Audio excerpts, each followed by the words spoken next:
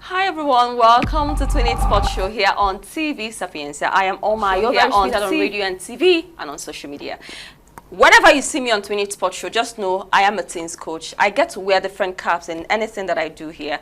And it's really going to be an amazing moment because we'll be having an interesting conversation. It's all about talking to teenagers, discussing teen issues, because we believe that when teenagers are armed with the right information, they can make right decisions and they will become amazing individuals, amazing adults. Yesterday was World AIDS Day. Every 1st of December, the world celebrates World AIDS Day. And the theme for this year is leading from the communities, right? Yeah. So I have with me in the live studios of TV Sapienza, Favor Uche Okonkwo. She's been here before on this program, and the last time she came here, I told her she's fire. And I said we are going to have her again, and we'll still have her because she just told me today that she's into fishery, right?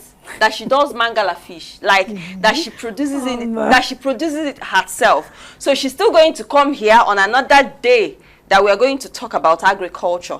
You know, a lot of young people are yet to understand that agriculture is one of the things that can actually make them self-reliant. Yeah. They don't need to start looking for somebody to employ them. But that will be a topic for a different day. But you here will be talking about, we are looking at the health, the sexual health, the reproductive health of a teenager. Glad to have you here with us. Thank you, Alma. Good evening, viewers, and you're welcome to 20 Sports Show. Okay, so let's look at the theme for this year's celebration.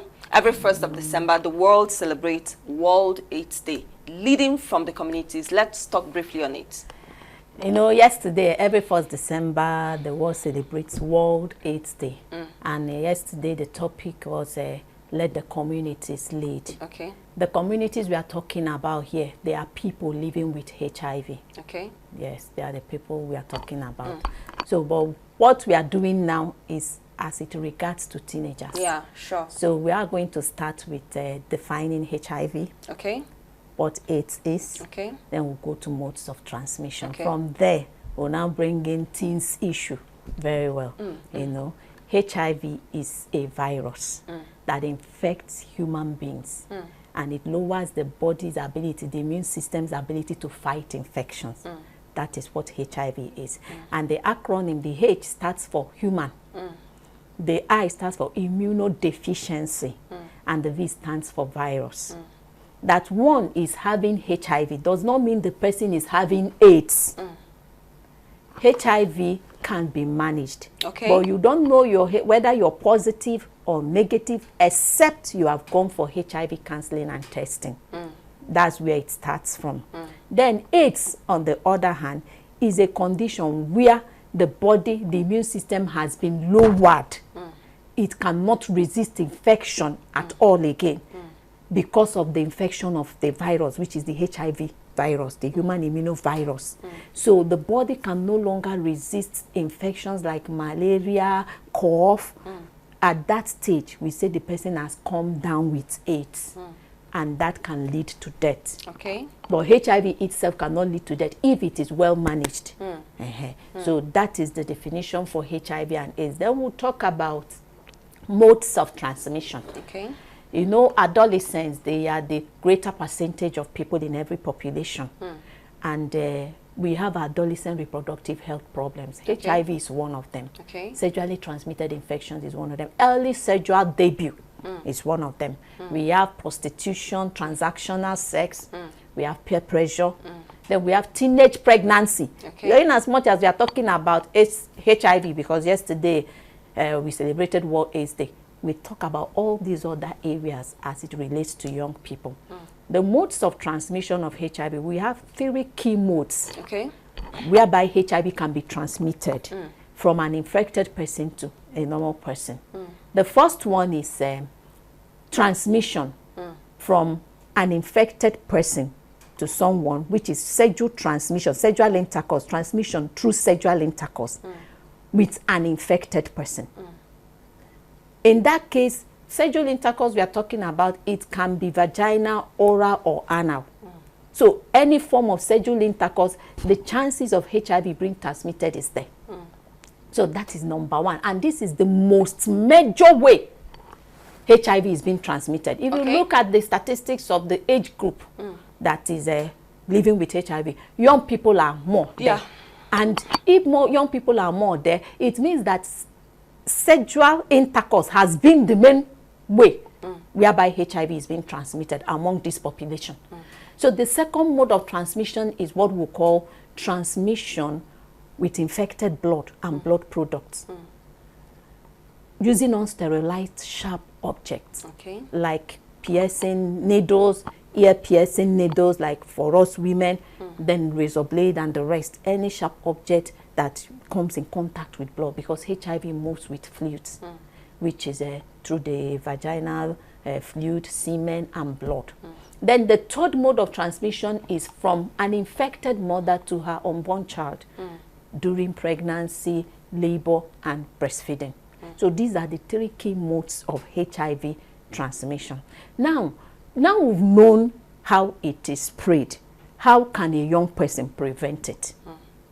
We now go to prevention strategies as it regards to young people. We will not be talking about mother to child now. So we are talking about the first mode and the second one, which is through sexual intercourse with an infected person. To prevent that first mode, abstinence is key. There is no two ways about it. Abstinence from every form of sexual intercourse, either anal, oral, or genital. Remember when we were talking during the radio session, I told you that God created us sexual beings, heterosexual beings. And you asked me what it means, having said that, sex between a man and a woman. Because in Genesis, he told us he created a male and female. He didn't create us, he did not create us male or female. So in that case, abstinence is 100% safe. Abstinence is sure. Abstinence is the best. Abstinence is doable, Oma. It's achievable. You know, one thing, there is this lie that has been going on. Young people will think that everybody is doing it. Everybody is not doing it. There are many young people that are abstaining. Many. You know, so abstinence is the key, and it has to do with complete risk reduction. We are not talking about elimination, no, risk reduction. There is nothing like fear or guilt, or you're thinking about toxin or whatever. Is out of it. So young people learn to abstain. You can achieve it, because that's the best way to prevent HIV transmission. Then we talk about the other one, which is blood, infected blood, and blood products. There is this thing about young people taking oaths and covenants. And I was asking you, does that thing still reign in this 21st century? It do, because you know why? These are cult activities. Most times it goes with blood. You know, so you find out that young people, they're exchanging blood. Somebody is going to another place, and the other friend of his a lady now is going, and they want to, I don't want you to leave me. Let's cut a covenant so that anywhere you go, you will remember me. In this age and time, in this information age and time, you know, it's still happening, and you see them cutting themselves, and blood is mixed. So the risk of HIV transmission is there. So young people, please stay away from anything that can lead to exchange of blood or blood contact. Stay away. Then unsterilized sharps. Most of us will use a clipper, we use a razor blade. For ladies, ear piercing needles, even what we use for manicure, you know, and we throw caution to the wind. We can just use things anyhow. Let's be careful, you know, in what we use, so that we don't give room for HIV to be transmitted. So these are the key major ways of preventing HIV as regards to the population we are talking about for now. All right, that's a beautiful one. And in talking about abstinence, can we talk about sex educating our kids? You wrote a book like Mom, Dad, Teach Me Sex. That's a book by Favor Uchokonkwo, Sex Education, a Must for Every Home.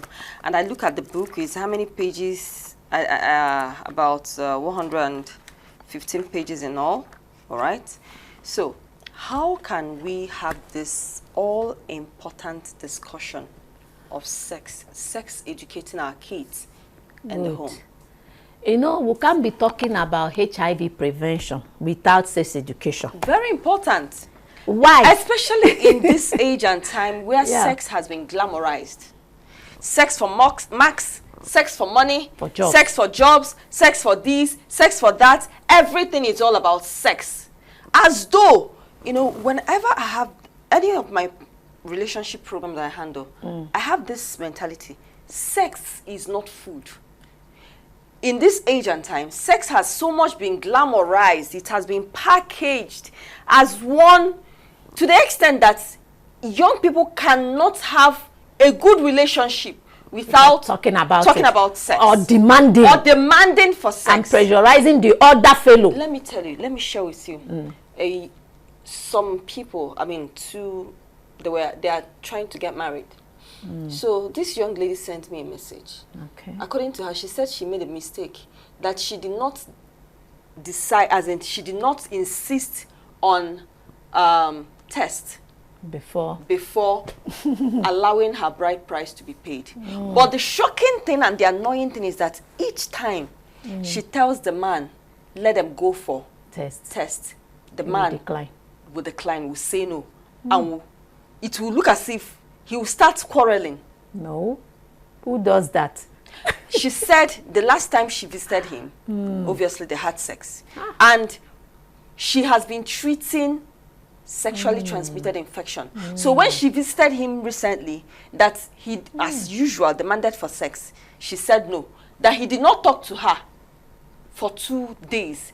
And he even told her not to come again until after her exam. That is blackmailing, Naoma. It's blackmailing.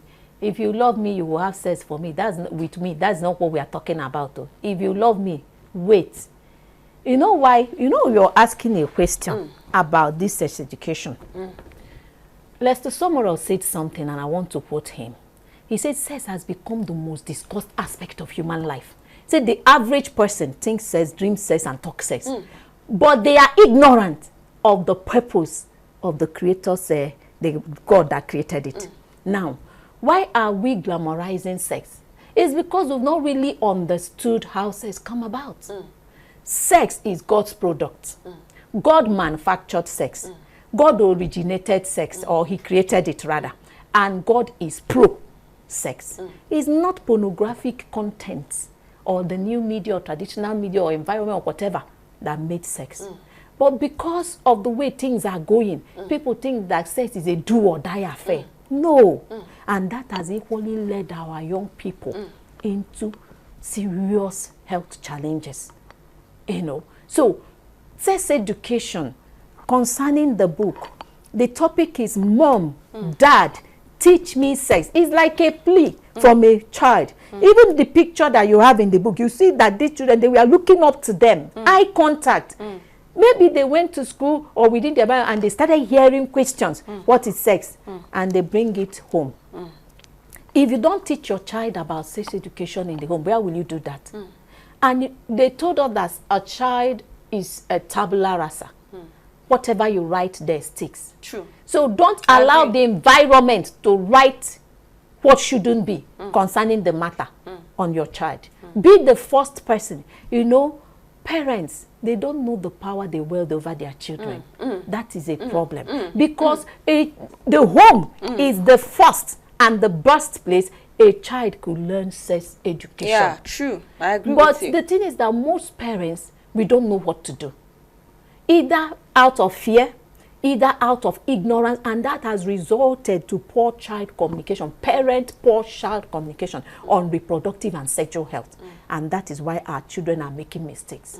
Because I told you earlier of a sociologist that said most parents, their own parents didn't tell them. Now they are parents and they don't know how to handle the matter. The cycle is continuing. History is repeating itself. But if these parents, they are knowledgeable, they read, and they know how to handle sex matters, I tell you, there will be drastic reduction, both in sexual perversion, you know, because young people is the people we are talking about here. Most of our young people are sexually active now, highly. I saw my friend Chijogo sent me something on Facebook, and these young girls, secondary school students, they were talking about sexual orientation. So they've overgrown being active. Now, sexual orientation. Everything starts from the home.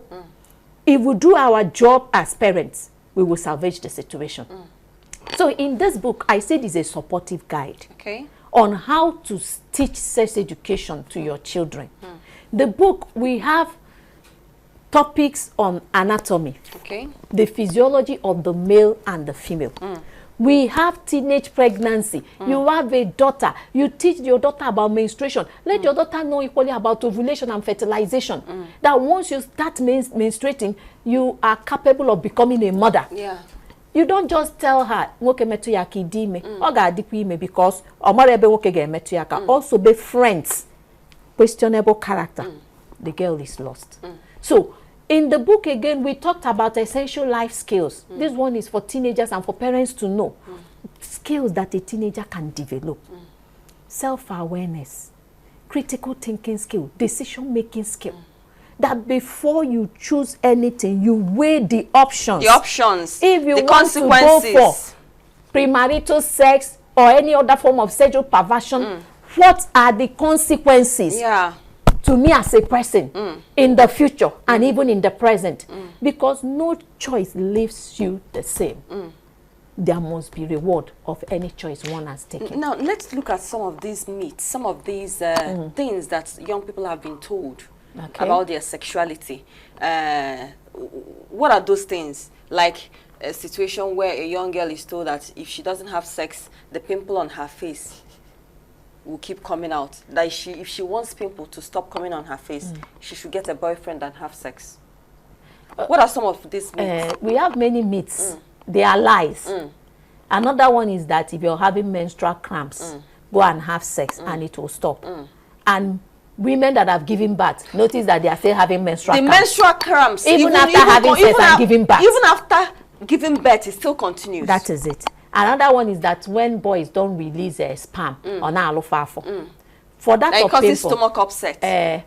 You know, adolescent stage is a transition from childhood to adulthood, characterized by physical and emotional changes. The pimples a teenager is seeing, there are physical changes that are occurring in his or her body as a result of hormones. The changes coming up. Puberty, you have stepped into puberty. You know, so these things that are happening to your body, they are normal things that should happen at this stage. And you don't need to have sex for it to go. It will go on. After all, when we are at that age, we'll have pimples. Now, am I seeing people on your face? So a time will come, you overgrow it. So these things are lies. And most young people, because they are not knowledgeable, that's why I said parents, they have a lot to do. To be the first people that will communicate God's plan about sex. Remember, I said God is the one that created sex. And he has this plan, and he has kept sex for marriage between a man and a woman. If we start on time to teach our children about sex education in line with the word of God, we will save them a lot of pain. So what can teenagers do? Because even after saying all these things, there are some homes you get to, and you find out that the homes, it's not at peace. You know, there are, I've seen teenagers, I've talked to teenagers, and they constantly complain of not having attention. Their mom doesn't give them attention, their father doesn't give them attention, and these parents don't even understand the kind of problems they are creating.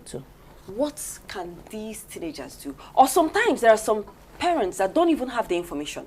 Even if the teenager goes to them for advice, they don't even have what to say. What can such teenagers do? In a situation like that, what I will advise a teenager to do is that we have support groups. Oma, you're doing a good job. You have your platform. On my own, I'm doing a good job. My friend Chidiogo, she's doing a good job. And we have other people that are into team work. So what do? I always tell young people, say, if you have issue and you feel your parents are not giving you attention, come to us. Be free. Open up. Once you bring that question to us, we will know how to go about it.